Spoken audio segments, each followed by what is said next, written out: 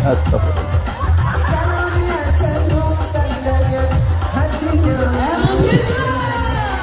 Astagfirullah ya. Dan yang jelas adalah teman-teman yang ditolak ini orang yang tidak terstandar oleh MUI, tidak mengikuti standarisasi dai di MUI. Kalau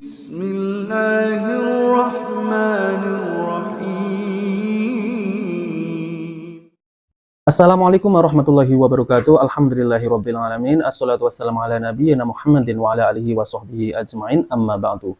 Teman-teman yang dimuliakan oleh Allah Subhanahu wa taala, kita bertemu kembali di channel Cahaya Hidayah.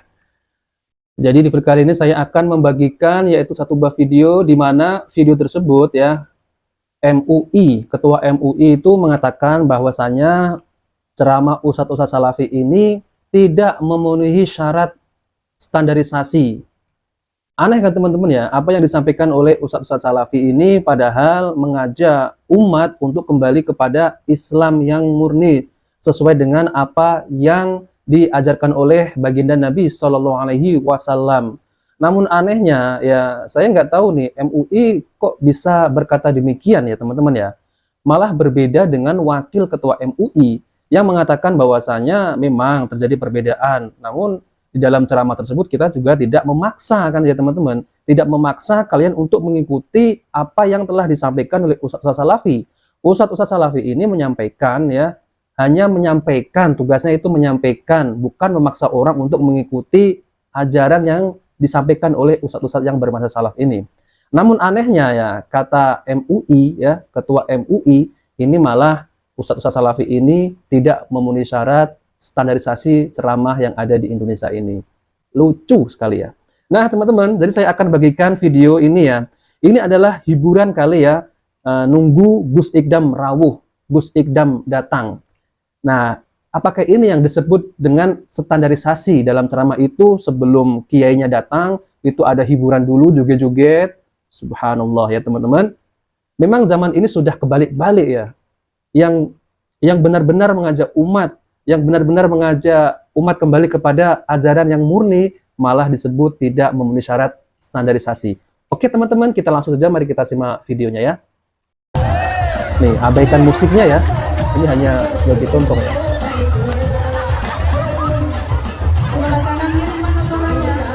Astagfirullah.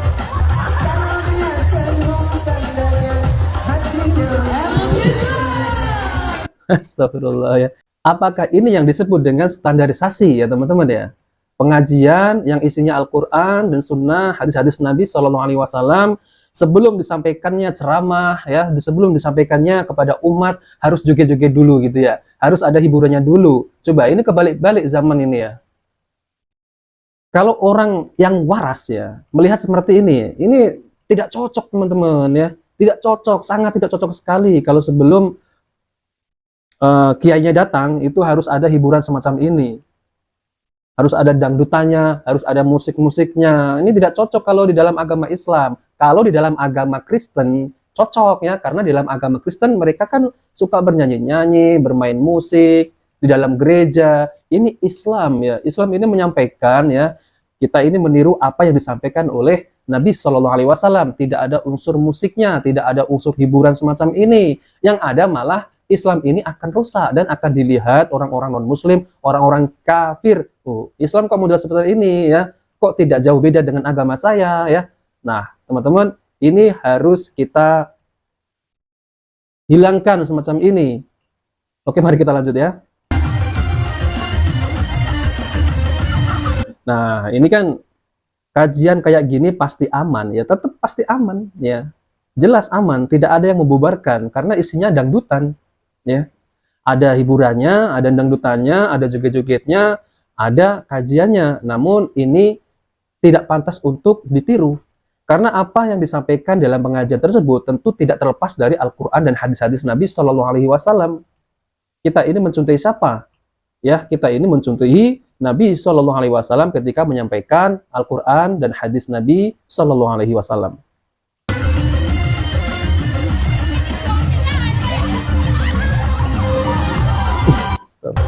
Coba kita ulang lagi ya ini ya. Ini yang berdiri ini ya, mas-mas yang jualan es gitu ya. Nah, mbak-mbaknya ini sedang mengikuti irama lagu dan dangdut sebelum nanti ya melihat kajiannya Gus Ikdam ini ya. Jadi joget dulu sebelum kajian ya. Astagfirullah. Ini tidak pantas sekali ya teman-teman ya. Tidak pantas kalau sebelum kajian Al-Quran dan hadis ini diisi dengan joget-joget dangdut-dangdut. Ini dari mana asalnya ya? Inilah yang tidak memenuhi standarisasi dalam menyampaikan ilmu agama. Kalau mau membuat kajian, membuat pengajian, nggak usah ada musik-musiknya. Pasti nanti alasannya, ini kan merangkul umat untuk yang belum ngerti ngaji, kita harus kasih hiburan dulu, baru dia datang ngaji. Ini salah teman-teman. Salah besar semacam ini ya. Jadi kita ini menyampaikan apa yang disampaikan oleh Nabi Shallallahu Alaihi Wasallam, ya kita sampaikan aja. Masyarakat mau terima nggak mau terima, ya itu tidak masalah ya teman-teman ya. Mau terima mau nggak terima tidak masalah. Jadi kita itu tujuannya adalah menyampaikan apa yang disampaikan oleh Nabi Shallallahu Alaihi Wasallam. Nah teman-teman yang dimuliakan oleh Allah Subhanahu Wa Taala, coba kita lihat ya bagaimana menurut MUI ini standarisasi dalam ceramah di Indonesia ini ya. Oke teman-teman, saya akan tampilkan video tersebut ya. Keikhulil Hafiz ini. Dan yang jelas adalah teman-teman yang ditolak ini orang yang tidak terstandar oleh MUI. Tidak ngikuti standarisasi dakwah di MUI. Kalau ngikuti standarisasi di MUI, dia udah tahu mana konsep Islam wasatiyah, Islam yang moderat itu seperti apa. Tidak berarti dia meninggalkan Islam, tidak, tetapi memahami mana yang sifatnya sabit, mana yang mutaghayyir, mana yang ini tetap tidak boleh juga otak-atik seperti akidah, mana yang ini wilayahnya Jadi Ustaz Syafiq Riza Basalamah belum. Wah, kalau ceramah kayak gitu ya enak ya teman-teman ya. Nanti kamu jangan bilang bid'ah, jangan bilang syirik ya.